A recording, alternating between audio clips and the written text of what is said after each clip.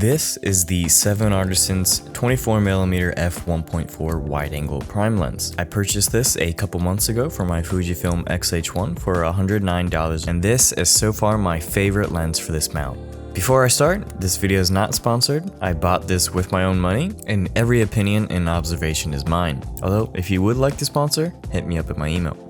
This 24mm is a 36mm full frame equivalent, and it has a 9-blade f1.4 aperture. And this lens is completely manually operated from the aperture to the focus. Although they both are ridiculously smooth and silky, neither rings seem to move around while using, so getting consistent results is easy to do. The aperture ring is at the front of the lens, which isn't typically what I'm used to, and the focus ring is closest to the sensor. The entire lens is made of metal and glass, so it's quite hefty at 344 grams for the size, and although it's pretty skinny, it's not super short, being about the same size as the Fuji 18-55. This lens is not weather or dust sealed though, and I wish it was so I could take this out on a little bit more harsher environments. I'm not a fan of the lens cap. It's not really secure to begin with, and it's completely unusable when I put any filter on it. I've completely ditched that one for a random Sigma one that I had laying around. And speaking of filter, I have a Tiffen Glimmerglass 1 on it, and it has sat there the entire time I've had this lens. I saw this filter used in a GX Ace video. I gave it a try, and I cannot not use this anymore for the type of photos I want. The Glimmerglass adds a bit of halation to the highlights while not bringing up the shadows like the black mist filter that I've used numerous times, including in this video and the Helios video. I think it gives it a bit more of a filmic look than a mist filter while retaining most of the contrast. When I had my A6000 and A6400, the only primes I had were a Sigma 30mm and a Canon FD 50mm and a Rokinon 35mm Cine that I got later on, so this wide-angle prime was a completely new experience for me.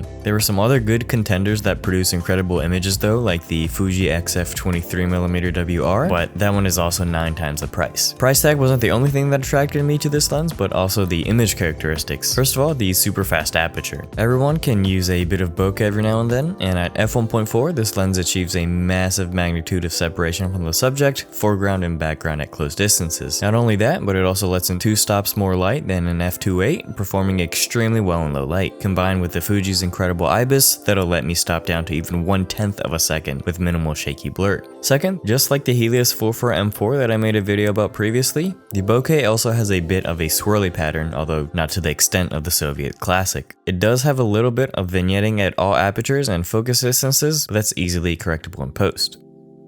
Just over a month ago at the time of me making this video, I went down to Monterey, California during car week for work, and on my least busy day, I took a lap around my hotel along the beach to do some street and landscape photography, as well as some pics throughout the day during my lunch break at the Mecum auctions. I was aware the images weren't as sharp as the Sony mirrorless cameras, plus I only had a 24mm prime, so I focused more on storytelling, capturing a wider image than what I was used to. I'd first like to mention though that I've never properly done landscape and street photography at the time, so bear with a bit of jankiness in the photos, and feel free to provide some constructive criticism for those photos and help me improve. Anyway, I shot all of these at all sorts of different apertures and ISOs, but try to keep the ISO at least 800 to take advantage of the widest dynamic range. They were all shot in RAW, and in camera I had the Astia soft film simulation on, which I didn't notice didn't burn into RAW images, lol. Anyway, all of my photos were edited mainly with 3 presets that I created while editing these photos. If you are interested in using these presets yourself, comment down below, and I might do something to distribute them in the future. The noise reduction setting was set to -2, as I found that produced the sharpest image while not having too much noise. You can see with the Glimmerglass filter that the edges are smooth and soft while giving a nice glow to the highlights. There were some pics that I took where the highlights got a bit blown out when it was super overexposed, but I think as long as it's not your subject, it's probably just a cool element of the composition.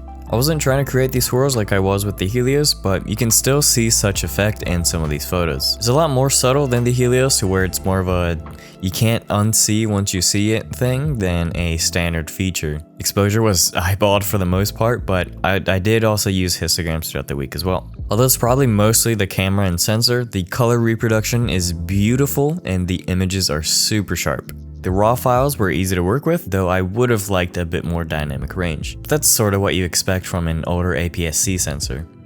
Overall, I'm loving using this lens, but it's definitely not the right lens in certain situations, like if you wanted to do candid style photos where more of a telephoto lens could be ideal. Speaking of which, like this video and subscribe to stay tuned, as I will be making a video on one of those as well.